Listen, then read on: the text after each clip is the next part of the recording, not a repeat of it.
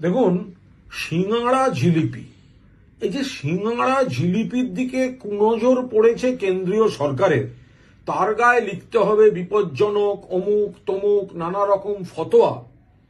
আমরা পরিষ্কার জানিয়ে দিচ্ছি, মমতা বন্দ্যোপাধ্যায়ের মুখ্যমন্ত্রীত্বে পশ্চিমবঙ্গে এই ধরনের কোনো ফতোয়া মানা হবে না। তার কারণ, সিঙ্গাড়া জিলিপি এবং এই খাবারগুলি যারা খান তাদের খাওয়ার পূর্ণ স্বাধীনতা আছে।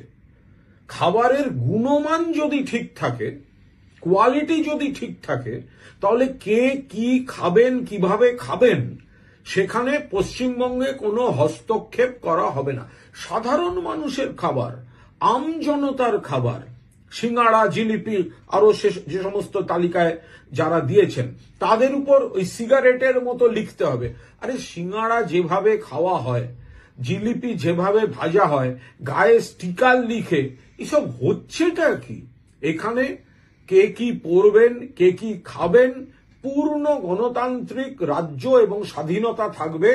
ফলে এই সিঙ্গাড়া জিলিপি নিয়ে যে ধরনের এই ফতোয়া যেগুলো দিচ্ছে কেন্দ্র, মানা হবে না। সিগারেটের বিষয়টা আলাদা, সেটা স্বাস্থ্যের পক্ষে ক্ষতিকর, কিন্তু সিঙ্গাড়া জিলিপি বা খাদ্য বস্তু নিয়ে যদি কিছু হয়, সেখানে গুণমান ঠিক থাকলে যার যা ইচ্ছে খাবেন।